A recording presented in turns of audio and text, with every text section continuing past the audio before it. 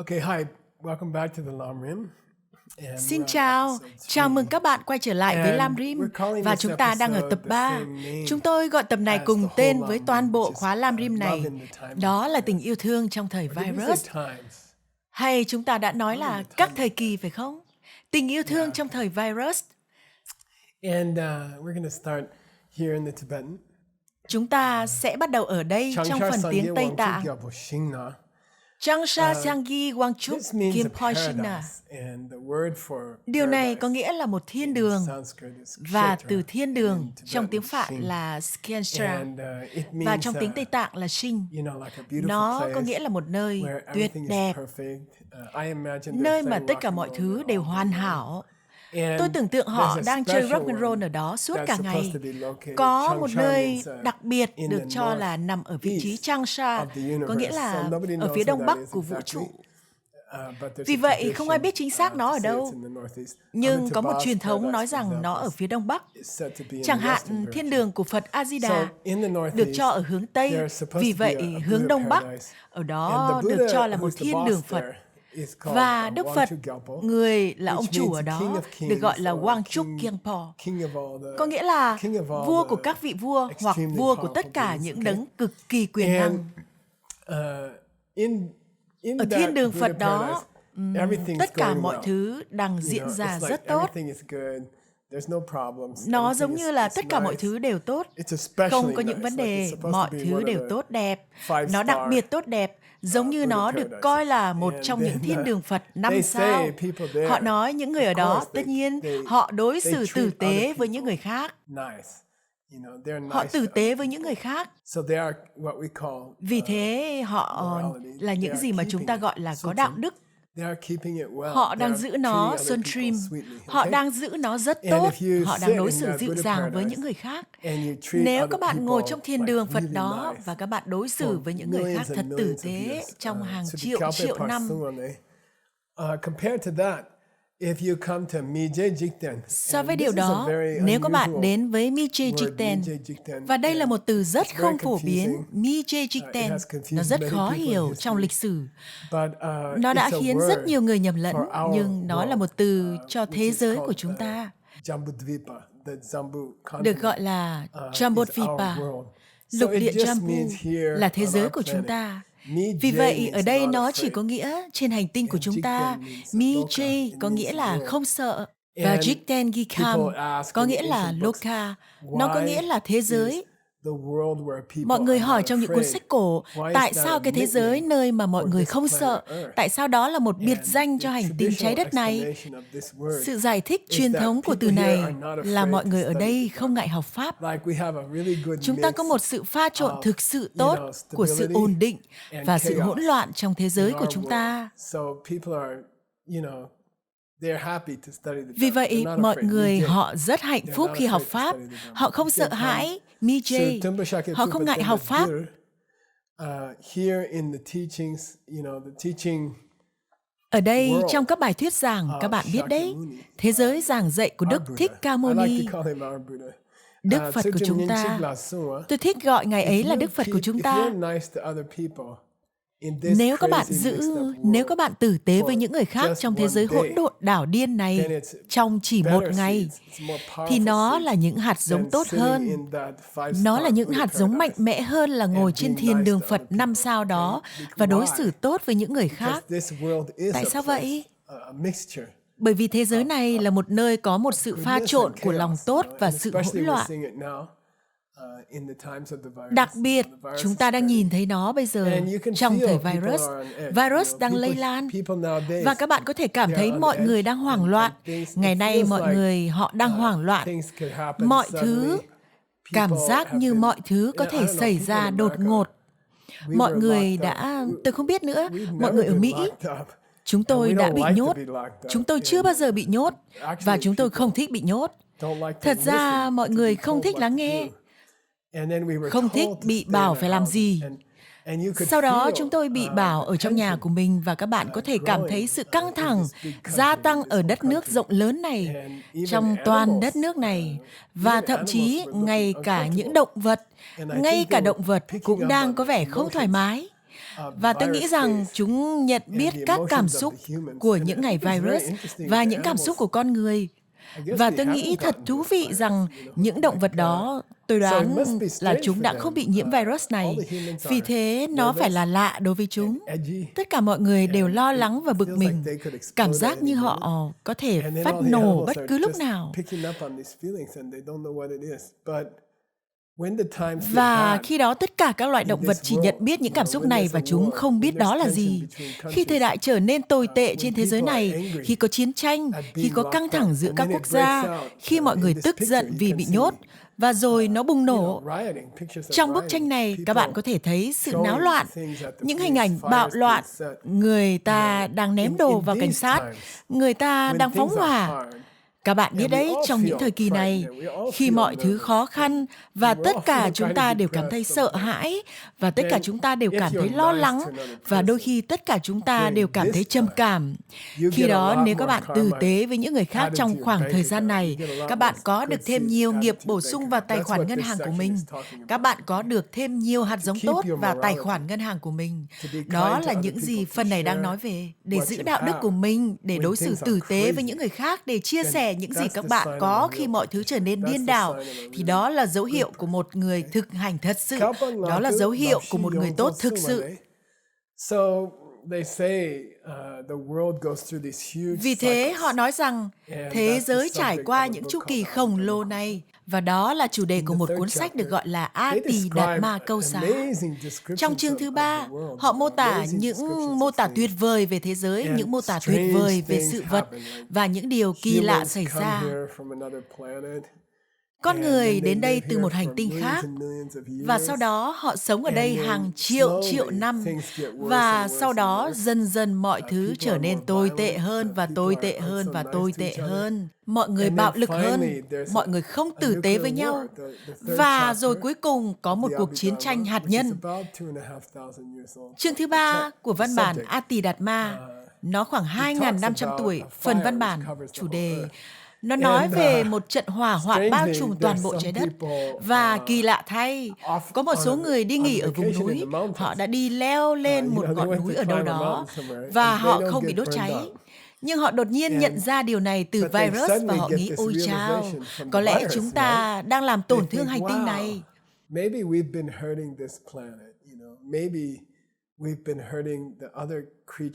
Có lẽ chúng ta đang làm tổn thương những sinh vật khác trên hành tinh này.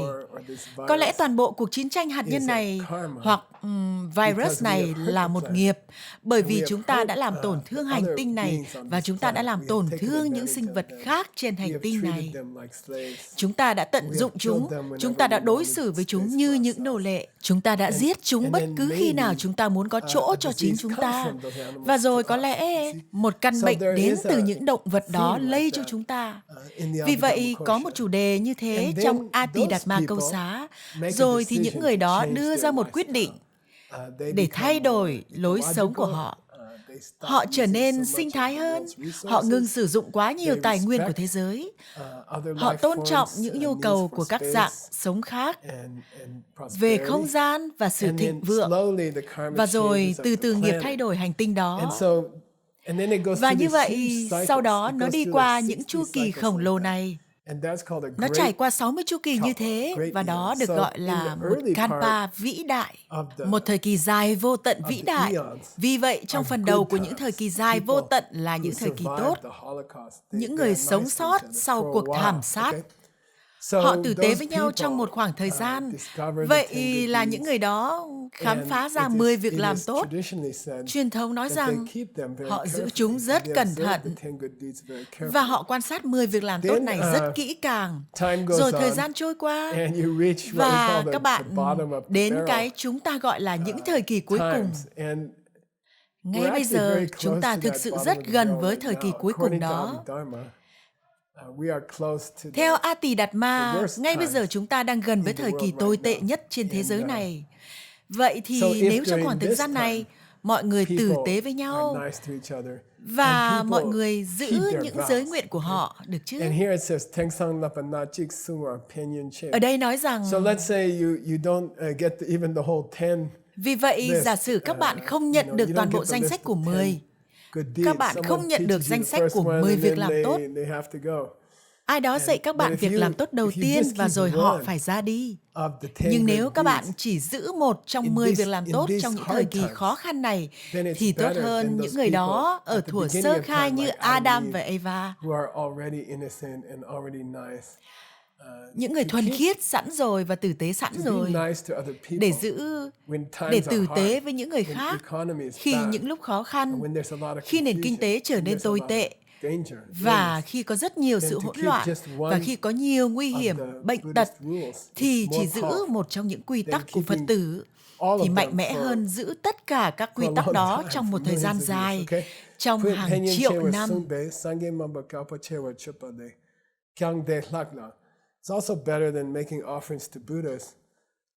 Nó cũng tốt hơn việc cúng dường cho các vị Phật trong hàng triệu năm. Nó là duy trì sự kiên nhẫn của các bạn. Khi mọi thứ khó khăn, khi có nhiều hỗn loạn, khi mọi người bị chia cách, khi có rất nhiều nguy hiểm do virus, hãy là người bình tĩnh, là người sẻ chia, là người mỉm cười. Khi mọi thứ thực sự đảo điên, thì đó là nghiệp cực kỳ mạnh mẽ. Đó là những gì họ đang nói về. Vì sao chúng ta lại đang nói về việc đối xử tử tế với người khác? Chúng ta đang nói về cách đạt được Niết Bàn. Đừng quên, chúng ta đang ở đâu trong văn bản? Chúng ta đang nói về cách đạt được Niết Bàn. Sau đó có một kinh nổi tiếng và được gọi là kinh nơi chúng ta tôn vinh lối sống có đạo đức. Là một người tốt.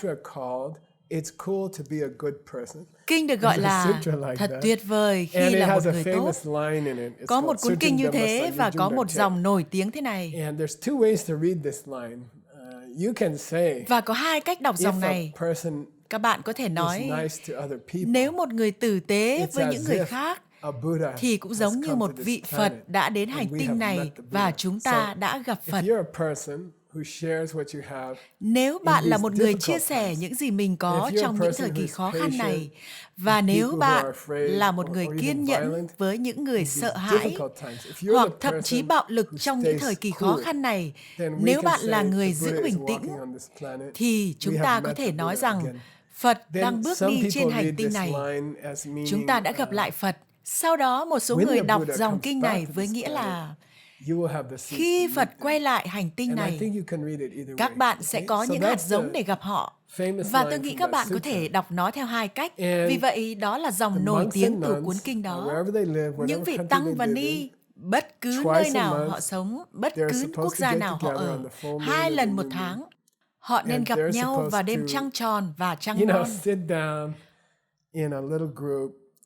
Họ nên ngồi xuống trong một nhóm nhỏ và tất cả mọi người họ có thức uống màu xanh. Tất cả họ ngồi uống thức uống màu xanh. Và người lãnh đạo nói, có ai có điều gì muốn nói không? Và rồi ai đó sẽ nói, vâng, tôi đã có điều này. Gì thế? Các bạn biết đấy, tuần trước thực ra tôi đã gian lận thuế của tôi một chút. Các khoản thuế đã đến hạn. Các bạn biết đấy, tôi đã trễ. Tôi đã viết một lá thư. Tôi đã nói với nhân viên thuế là con chó của tôi đã ăn tờ giấy. Rồi họ thú tội với nhau và đó là một yêu cầu cổ xưa rất tử tế của những vị tăng và ni. Ngày nay tôi e rằng thật buồn khi phải nói họ chỉ tụng những từ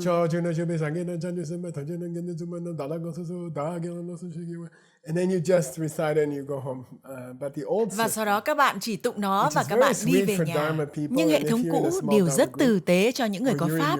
Và nếu các bạn ở trong một nhóm thực hành pháp nhỏ, hoặc các bạn ở trong nhóm pháp Lam Rim của các bạn, thì hãy kể cho nhau khi các bạn mắc lỗi. Điều đó làm sạch nó ngay lập tức. Thường thì chúng ta làm việc chăm chỉ hơn để che giấu những thói quen xấu của chúng ta, hơn là chúng ta hành động để dừng chúng. Nhưng nếu các bạn chỉ nói, nhìn này, tôi có một thói quen xấu, tôi muốn tất cả mọi người đều biết và tôi đang xử lý nó. Các bạn biết đấy, tôi đã có một cái bụng Covid ngay lúc này và tối qua tôi đã ăn hết nửa phần kem Haagen-Dazs. Tôi đang nói sự thật, hãy thú nhận, hãy thành thật được rồi. Vì thế, ở buổi sám hối ngày nay, người dẫn đầu của buổi sám hối thường là trụ trì của tu viện. Họ sẽ đứng lên và tụng những lời kinh thiêng liêng về việc giữ những giới nguyện của các bạn. Vì thế ở đây nói, Dangwa Chechena, Don Payang.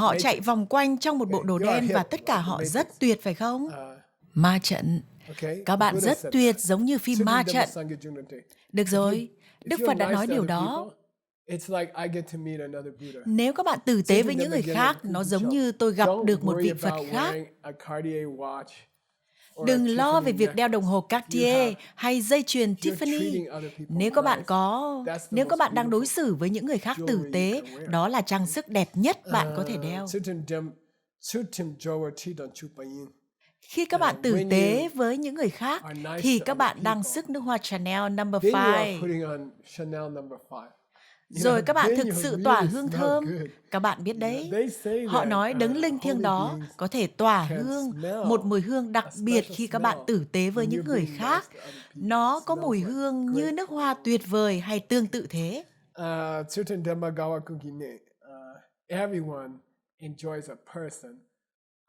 Mọi người đều thích một người tử tế với những người khác.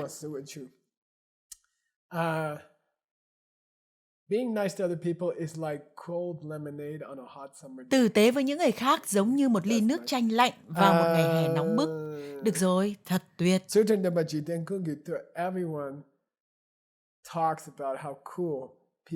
Mọi người nói về việc con người tuyệt vời thế nào khi họ tử tế với những người khác.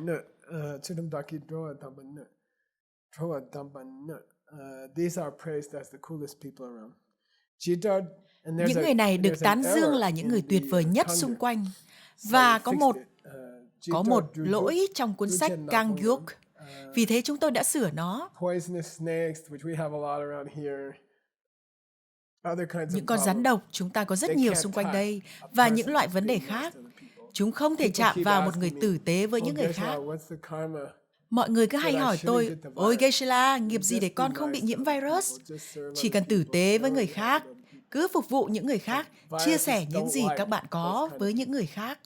Những con virus không thích những dạng người đó và chúng sẽ tránh xa các bạn. Và nhân tiện đây, Kinh nói rằng một người nào đó tử tế với những người khác giống như một nguồn ánh sáng trên thế giới. Chúng ta đã nói về phần đó của Kinh rồi. Được rồi. Vì vậy hãy nghĩ về điều đó. Kelang,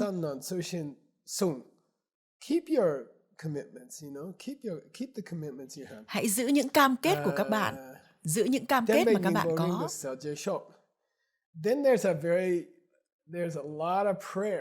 Rồi có rất nhiều lời cầu nguyện trong đạo Phật. Có rất nhiều lời cầu nguyện của Lamrim. Và chúng kết thúc theo cách này.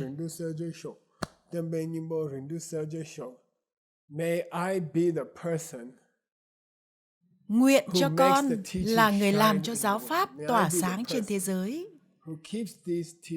Nguyện cho con là người gìn giữ những giáo pháp này tỏa sáng như mặt trời trên thế giới này. Nguyện cho con là người gìn giữ những giáo pháp này tỏa sáng như mặt trời trên thế giới. Và có một phiên bản khác được gọi là Lobsang Genwe Tenpa Gyegukchi. Nguyện cho những giáo pháp của Đức Tsongkhapa, Phật Tsongkhapa, nguyện cho những giáo pháp ấy lan truyền trên thế giới này. Đó là lời cầu nguyện rất nổi tiếng. Nguyện cho con là người lan truyền những giáo pháp này trên thế giới.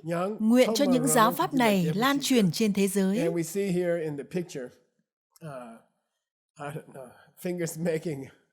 Và chúng ta thấy ở đây trong hình ảnh những ngón tay tạo thành một trái tim. Và những gì Lama nói trong Lamrim, Ngài nói, thôi nào, các bạn ngồi ở đây trong tu viện và mỗi ngày các bạn tụng những lời cầu nguyện này.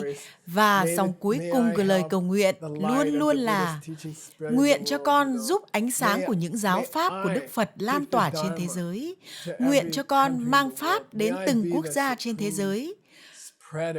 Nguyện cho con là người lan tỏa tối cao về Pháp đến tất cả mọi người trong tất cả các quốc gia. Nguyện cho con là người lan tỏa điều đó trên thế giới. Và rồi Lama nói, các bạn biết cách tốt nhất để làm điều đó. Và mọi người It's giống very funny. như cái gì? Oh, Và Ngài you nói, wanna lan spread the tỏa nó Dharma ở in the đây. whole world. Yeah. Rất là buồn Oh, cười. you Ồ, wanna các be bạn the muốn lan tỏa person, Phật you Pháp know, trên toàn thế giới who phải không? teaches Vâng. everybody in the whole Ồ, các world bạn the muốn Dharma. trở thành người giảng Yeah. dạy Pháp cho tất Oh, cả you mọi người wanna trên be thế this giới phải light không? that Vâng. shines like the sun in Ồ, the các whole bạn world. muốn trở thành Yeah, ánh sáng yeah, này that's tỏa me. I sáng như wanna mặt do trời that. trên toàn thế Okay, giới well, phải không? how about you Vâng, start vâng, here đó là con. and Con spread muốn it được like như vậy, two được inches rồi. here? Vậy thì các bạn bắt đầu ở đây như thế nào? Then you- Và lan tỏa then we nó can giống say như you're a hai in Dharma ở đây. spreader, you know. Then we can Được say rồi. you're Và spreading sau the đó Dharma chúng in ta the có thể world. nói các Spread bạn it là in một the người heart. lan tỏa Pháp. Sau Especially đó in these chúng ta có thể difficult nói times các when bạn đang things lan are tỏa so Pháp hard. trên thế giới. Vì Everyone vậy can hãy feel lan it. tỏa nó It's trong not trái just tim của some các bạn, people. đặc biệt Everyone trong can những feel thời it. kỳ This khó virus khăn is này khi mọi thứ trở nên quá amazing. khó khăn. Buddhist Tất cả mọi practice. người đều sợ. Nó không Because chỉ it là một doesn't vài matter how người, much tất cả money mọi you người have. đều sợ. It doesn't Virus matter này là where bài you thực live. hành Phật Pháp tuyệt It vời, doesn't matter bởi how vì nó không powerful quan you trọng are. các It bạn có doesn't bao nhiêu matter how many tiền, nó không muscles quan you trọng các have. bạn sống ở đâu, nó không quan This trọng các virus bạn is quyền lực dangerous đến for mức everyone. nào, nó không quan trọng So các bạn có bao we nhiêu cơ bắp. can get afraid. Virus này thì nguy hiểm đối với tất We cả can mọi người. lose Vì our vậy, morality. We can chúng ta start có to thể trở nên cheat sợ people, hãi và chúng ta có thể not mất đạo share đức của mình. things or steal toilet Chúng ta có thể paper. bắt đầu lừa dối mọi You know, we người can và không chia start to sẻ những throw thứ của things chúng ta. at people, Hoặc chúng ta writing, trộm cắp giấy vệ sinh, breaking hoặc chúng ta bắt đầu stores. ném mọi thứ vào người khác. Bạo loạn, I phá just cửa bought hàng, a small các bạn biết cafe. chứ? I worked really, Tôi vừa mới really mua một hard quán cà to phê fix it nhỏ. up. Tôi And đã I'm làm just việc watching on thực sự TV chăm where chỉ để people sửa smash nó. the little Và people's tôi mới stores. xem trên Oh TV man, chiếu cảnh mọi người phá hủy that's những so cửa hàng nhỏ của dumb, những you người know. I này. mean, you should Tôi giống như là thật là ngu smash ngốc. something. Ý tôi là các bạn nên đập Rich people, you đập know, vỡ these một cái little gì guys đó. tried so hard to build Những a người little giàu, store, you know. những người And nhỏ bé này đã so, rất cố gắng để by the xây way, I'm dựng not các cửa saying you hàng nhỏ should, của I'm họ. just saying, Và vì vậy, nhân tiện resist tôi không this nói các bạn nên, fear and nhưng tôi chỉ resist đang this nói temptation chống lại to sự act sợ hãi này crazy or và to chống act- lại sự cám dỗ to này, act in a way that hành động hurts điên others. đảo hay A hành real động theo Buddhist cách làm person tổn thương những người khác. during the time of the virus Một người Phật tử should thật sự become more trong suốt thời peaceful, gian virus more moral, nên trở nên more bình kind, an hơn và more đạo generous đức hơn, than they tử were. tế hơn, hào phóng hơn so với trước đây. Let's see in the next episode. Đây là thời điểm các bạn cần làm điều đó. Chúng ta hãy xem trong tập kế tiếp làm thế nào để chúng ta làm điều đó. Cảm ơn các bạn.